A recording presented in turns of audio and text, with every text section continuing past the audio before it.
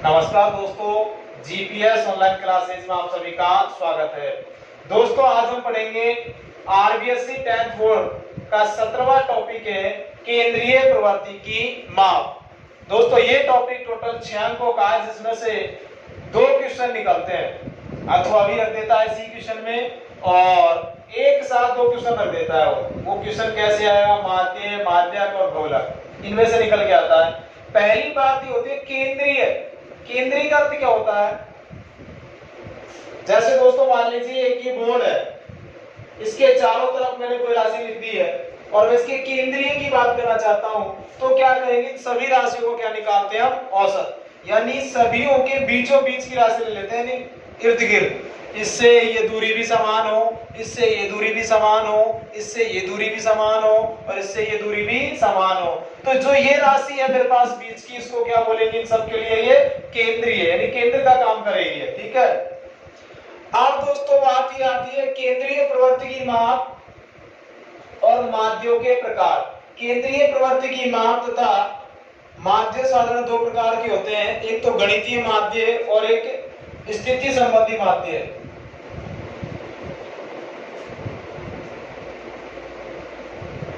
केंद्रीय प्रवृत्ति,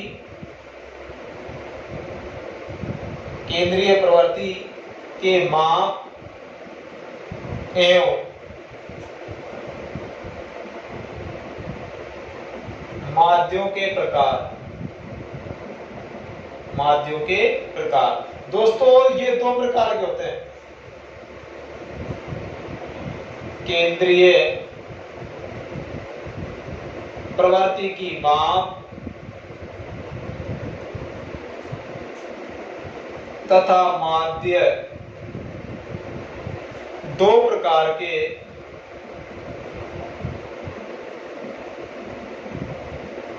होते हैं। वो कौन कौन से हैं दोस्तों?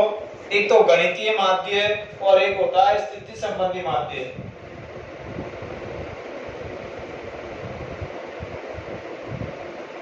गणितीय माध्य और दूसरा है स्थिति संबंधी माध्य।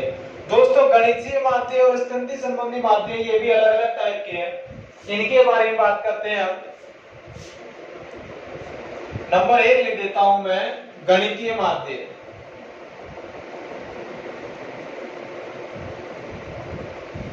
दोस्तों गणितीय माध्य वो 3 प्रकार का है, समांतर माध्य, कल्पित माध्य, समांतर माध्य में कई प्रकार होते हैं, कल्पित है, हरात्मक है। समांतर माध्य, गुणोत्तर माध्य और एक हरात्मक माध्य।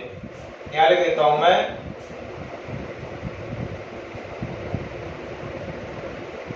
समांतर माध्य।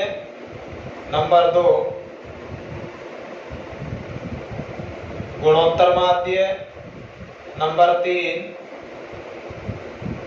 हरात्मक माध्य। दोस्तों इनकी बात है जो हम नेक्स्ट क्लास में करेंगे, 11th क्लास में। केवल यहाँ क्या पढ़ेंगे हम? समांतर माध्य। अब समांतर माध्य भी कई प्रकार के, इनके बारे में डिटेल से लिखेंगे, लेकिन दूसरा जो टाइप है उसको लिख देता हूं मैं, स्थिति माध्य। स्थिति माध्य। स्थिति माध्य 2 प्रकार का है मित्रों, पहला और दूसरा। इसमें एक तो आता है आपके पास माध्यक या माध्यिका और दूसरा आता है बहुलक।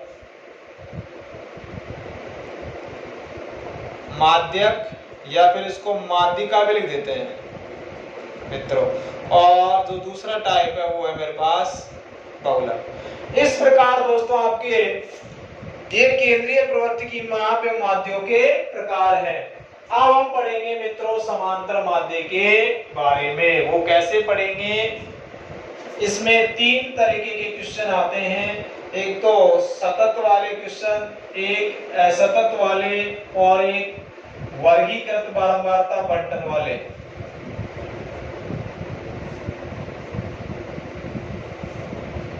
तो दोस्तों समांतर माध्य का सूत्र उसको लिख देंगे पहले तो हम।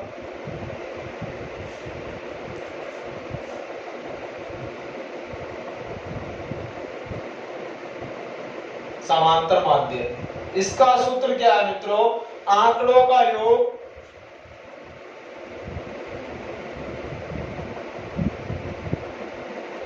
योग बटे आंकड़ों की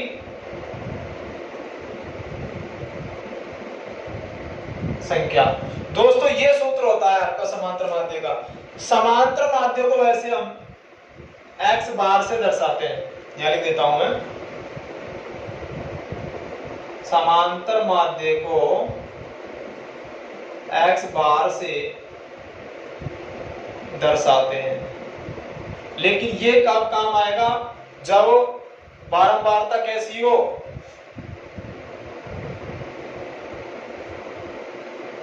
ऐसा लिखो, जब श्रेणी सतत हो।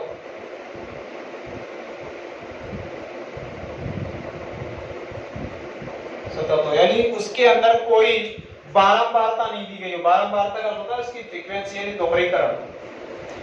जैसे आपके पास एक एग्जांपल है मित्रों, पास में एग्जांपल नंबर दे रखा है इसमें। इससे पहले कुछ बातें और इसको बता देता हूं मैं। इसको मैं ऐसा भी लिख सकता हूं, x बार बराबर सिग्मा बटे n। यहां रख देते हैं i का मान है, n का मान है जो i के रूप में चलता है, i बराबर 1 और xi। दोस्तों यहां सिग्मा का अर्थ है, इसको कर देता है हिंदी में सिग्मा, सभी प्रेक्षणों का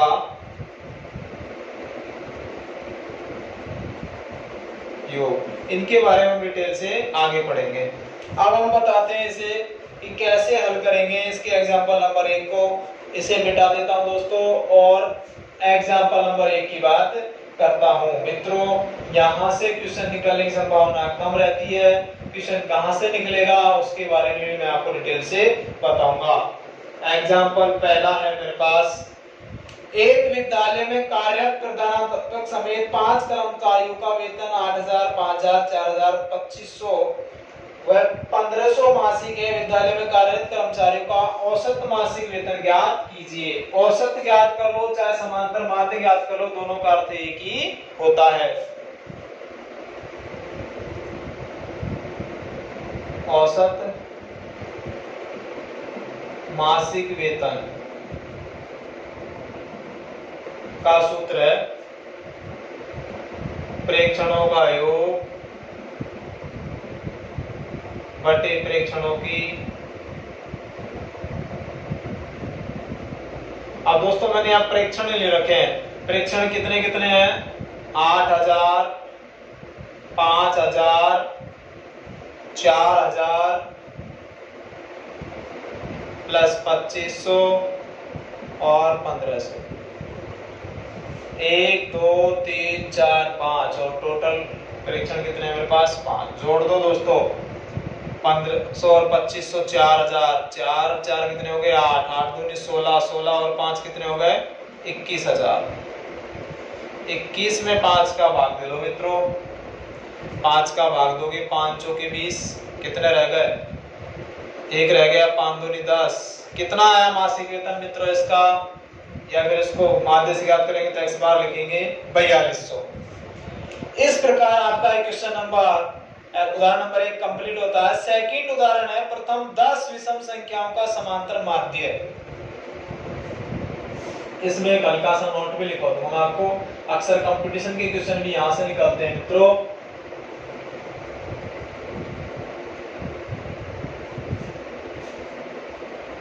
एग्जाम्पल नंबर 2,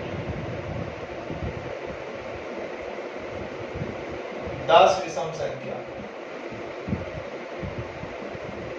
प्रथम 10 विषम संख्या कौन कौन सी होंगी दोस्तों, इन सब के बारे में बता देते हैं।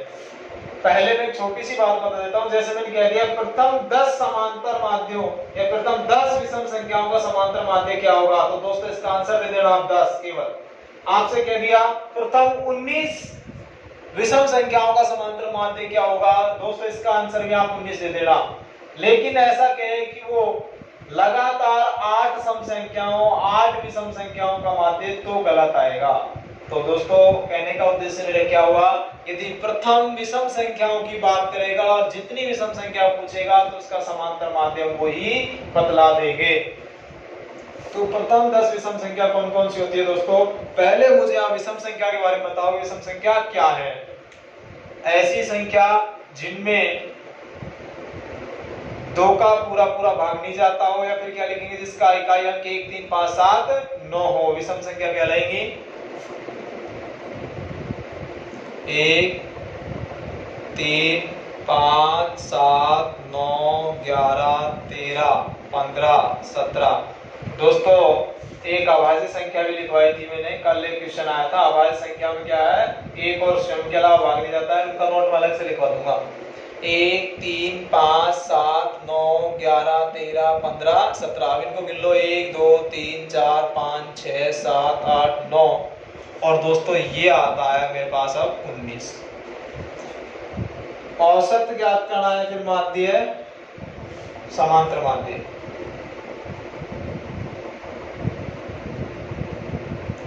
x बार सबका योग कर दो मित्रों। 1 + 3 + 5 + 7 + 9 + 11 + 13 + 15 + 17 + 19। टोटल कितने हैं? 10 हैं। जोड़ कर लो। 9 7 16 5 21 3 24 25 और 9 34 7 41 46 50। इस ऊपर असल कितनी आ गई? 5 6 7 8 9 और ये 10। दोस्तों योग कितना है? 100। 100 में 10 का भाग दे दो तो आंसर क्या आया था? 10। यही बताया था मैंने आपको कि प्रथम 10 विषम संख्या का औसत समांतर माध्य क्या आएगा? 10 आएगा। प्रथम 19 का 19 आएगा। प्रथम 50 का 50 आएगा। ठीक है। अब दोस्तों मैं इसकी कुछ परिभाषाएं सम संख्या, विषम संख्या और एक अभाज्य संख्या को लिख देता हूं। अक्सर बच्चों को नहीं आती ये भी।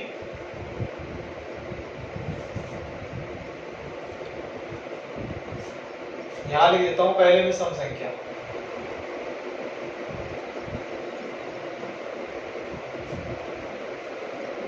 ऐसी संख्या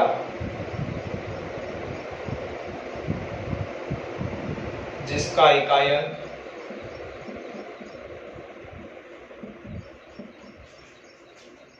0 2 4 6 8 हो, या जिसमें 2 का पूरा पूरा भाग चला जाता हो। ठीक है दोस्तों। अब मैं देता हूं यहां पर, जैसे 8 है, 16 है, 26 है, 4 है। अब बात आती है इकाई अंक क्या है। यहाँ तो 2 का पूरा भाग दे रहा है, यहाँ भी इकाई अंक क्या मिल गया? 6। इकाई अंक यहाँ लिख देता हूं मैं 8। इधर इकाई अंक क्या मिल गया? 4। इसको बोल देता है दोस्तों इकाई अंक। अक्सर बच्चों को ये भी पता नहीं होता है, कुछ बच्चों को। ठीक है। इकाई अंक क्या मिल गया? 0। तो यहाँ भाग देने की जरूरत नहीं है, फटाक से पहचान लेंगे इकाई अंक 0 है, तो ये भी किस संख्या है? सम संख्या है। एक आती है दोस्तों विषम संख्या।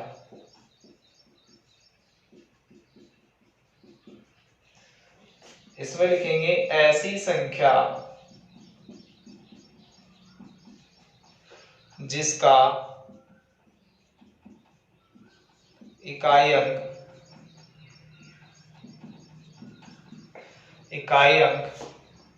1 3 5 7 9 हो, या जिसमें 2 से विभाजित नहीं हो। मैं ये भी लिख देता, लेकिन थोड़ी गंवार परिभाषा लिख रहा हूं क्योंकि प्रत्येक स्टूडेंट का लेवल सेम नहीं होता। जिसमें 2 का पूरा पूरा भाग नहीं जाता हो, नहीं जाता हो।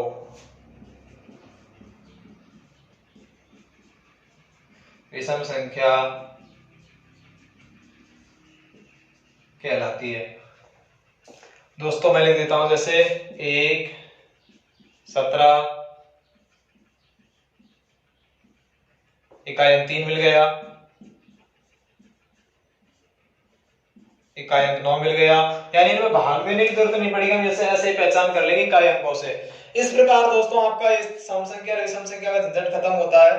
अब पढ़ेंगे हम इसका एक संख्या और थी अभाज्य संख्या, जो कि अपने आप में महत्वपूर्ण है। अक्सर बच्चों को इसके बारे में भी कोई पता नहीं होता है। इसको भी मैं लिखवा देता हूं दोस्तों इसी में।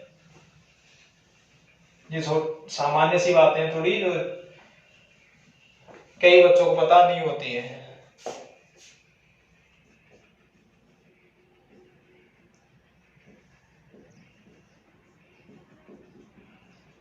अभाज्य संख्या जहां लिखेंगे ऐसी संख्या जिसमें एक और स्वयं के अलावा और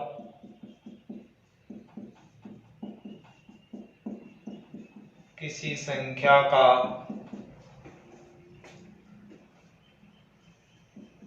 भाग नहीं जाता हो,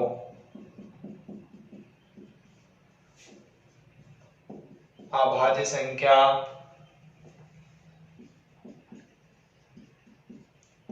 कहलाती है।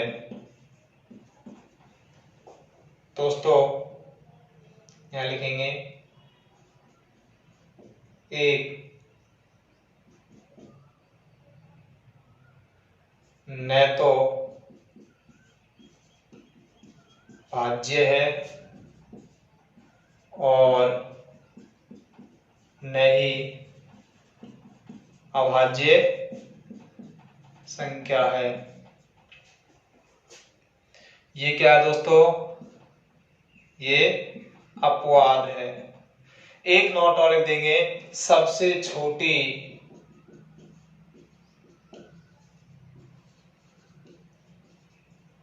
अभाज्य संख्या 2 है। दोस्तों सबसे छोटी अभाज्य संख्या क्या है? 2। अक्सर क्या कर देते हैं, इसमें जीरो को भी अभाज्य संख्या बना देते हैं। नहीं, गलत है। जीरो में चाहे किसी का भाग दे लो, कंप्लीट भाग जाएगा और उसका उत्तर 0 ही आता है। तो दोस्तों मैं इनके एग्जांपल देता हूं अभाज्य संख्या के।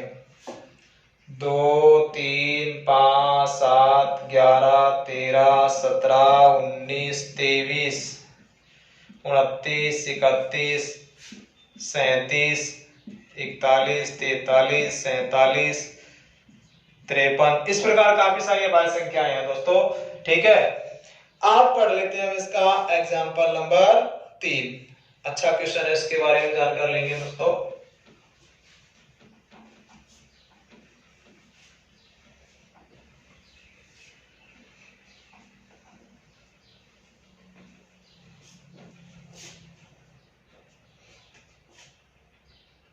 एग्जाम्पल 3 है, 8 क्रमागत विषम संख्याओं का औसत 16 है, तो संख्या ज्ञात करनी है। दोस्तों अब यहाँ 8 क्रमागत दे रखा है, न कि प्रथम 8 दे रखी है। तो वर्तमान में आप मुझे ये बताओगे कि प्रत्येक सम संख्या या फिर विषम संख्या में कितने का फासला होता है मित्रों? 2 का होता है। जैसे मैं लिख दिया 2, 4, ये तो सम हो गए। दोनों में फासला कितने का है मित्रों? 2 का। 1, 3, इनमें फासला कितने का है? 2 का। तो मुझे यह ज्ञात करना है 8 क्रमागत विषम संख्या।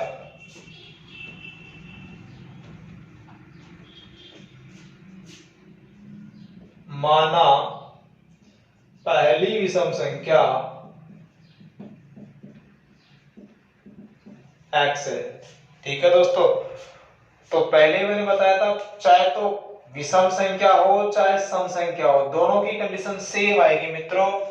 दूसरी संख्या क्या आएगी? x plus 2। यहां बच्चे क्या कर लेते हैं? x प्लस 1 कर लेते हैं, जो कि अपने आप में गलत है। क्यों? x और x प्लस 1 में अंतर करेंगे तो केवल अंतर कितने का आएगा? 1 का, जबकि कितने का फासला होना चाहिए? 2 का। इसलिए आप रखोगे x प्लस 2। तीसरी संख्या रखोगे x प्लस 4। चौथी संख्या रखोगे x plus 6, x plus 8, x plus 10, x plus 12 और x प्लस 14। पहली, दूसरी, तीसरी, चौथी, पांचवी, छठी, सातवीं और ये 8वीं। समांतर माध्य दे रखा मित्रों मुझे। औसत माध्य या समांतर माध्य? औसत दे रखा है। 16। हमें संख्या ज्ञात करनी है। ठीक है दोस्तों, औसत का सूत्र लिखेंगे पहले तो प्रेक्षणों का योग बटे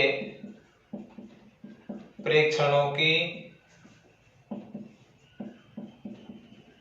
संख्या।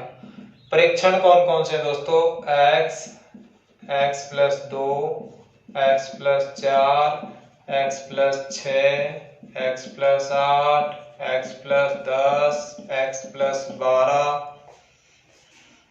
और x प्लस 14।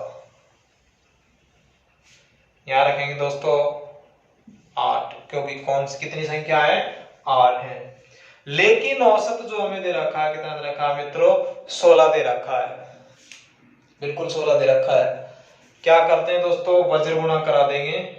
16 इंटू 8 बराबर, इनको जोड़ दो, 1 2 3 4 5 6 7 और ये 8x, इनको जोड़ो, 12 और 14 26, 10 36 और 8 44, 6 50, 54 और 2 56। ठीक है दोस्तों, 16 28 28 माइनस 56 बराबर 8x। इसको उठा के इधर लेके जाएंगे तो इसमें से घटा दिया, यहाँ बचा दोस्तों मेरे पास 2, 12 में से 5 के और 8x। x बराबर आता है मित्रों बटे 8, 8 नाम 75। पहली संख्या दोस्तों क्या आ गई मेरे पास? 9। दूसरी क्या आएगी? 11, 13, 15, 17, 19, 21, 23। इस प्रकार दोस्तों ये सम संख्या आपके पास निकल के आती है। नेक्स्ट पढ़ेंगे इसका हम एग्जांपल नंबर। एग्जांपल कंप्लीट हो चुके हैं दोस्तों। समांतर माध्य के कुछ गुण और दोष हैं जिनकी डिटेल हम बाद में देंगे। पहले इसके कुछ क्वेश्चन है, इसकी जानकारी ले लेते हैं। हालांकि मैं वैसे ही बता देता हूं सिंपली आपको, समांतर माध्य के गुण और दोष क्या क्या हैं।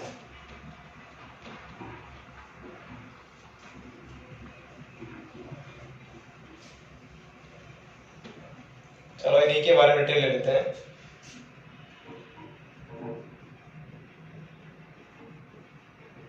समांतर माध्य के गुण।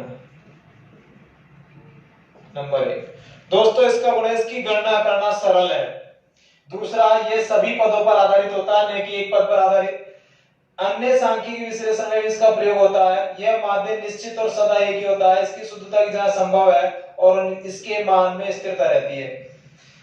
यानी ये हल करने में सरल होता है, ये सभी संख्याओं पर आधारित होता है, इसके मान में स्थिरता रहती है, इसकी शुद्धता की जांच भी संभव है। ये रख लेना बस, यहां लिख देता हूं मैं, इसकी गणना सरल है।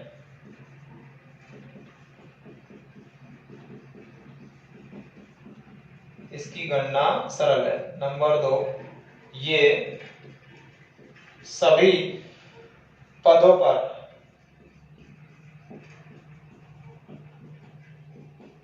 आधारित है।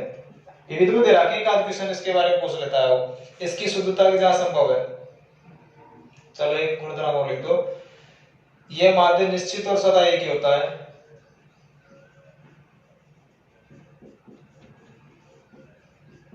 ये माध्य निश्चित और सदा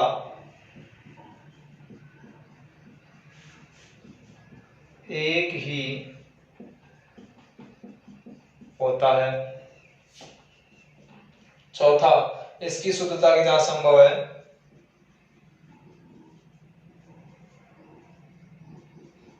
शुद्धता की जांच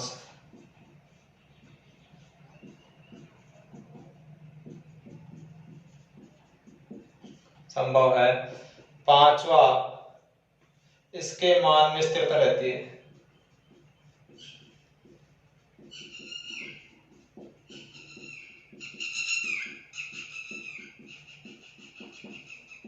ये तो दोस्तों हो गए इसके गुण। अब इसके कुछ दोष भी है, इसको भी लिख देते हैं। दोष है दोस्तों, कभी कभी इसके मान के गणन में ऐसी राशि आ सकती है जो प्रकृति के अनुसार संभव नहीं हो। जैसे परिवार के सदस्यों की संख्या 3.8 हो सकती है, परिवार के सदस्यों की संख्या गलत है। किसी भी एक मूल्य के नहीं होने पर गणना संभव नहीं होगी।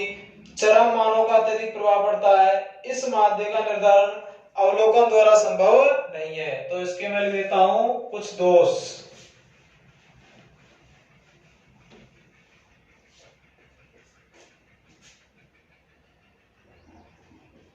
नंबर 1, कभी कभी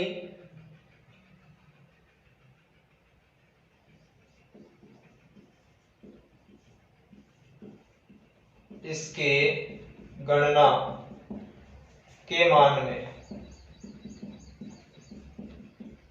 ऐसी प्रकृति लिखो थोड़ा सा, प्रकृति संख्या आ जाती हैं जिनकी गणना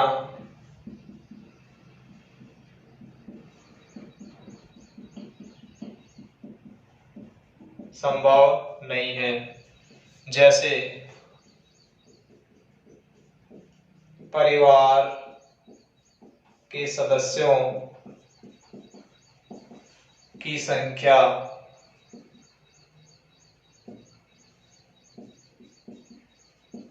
3.6 हो सकती है कि नहीं हो सकती। दूसरा लिखेंगे किसी भी एक मूल्य नहीं होने पर गणना संभव नहीं है,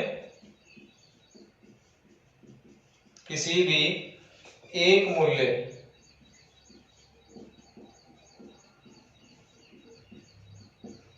नहीं होने पर गणना संभव नहीं है।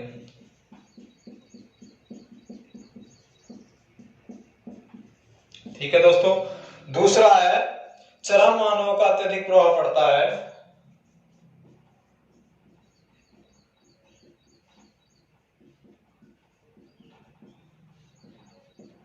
अत्यधिक प्रभाव पड़ता है। एक है इस माध्य का निर्धारण अवलोकन विधि से नहीं कर सकते, इस विधि का निर्धारण अवलोकन विधि से नहीं कर सकते।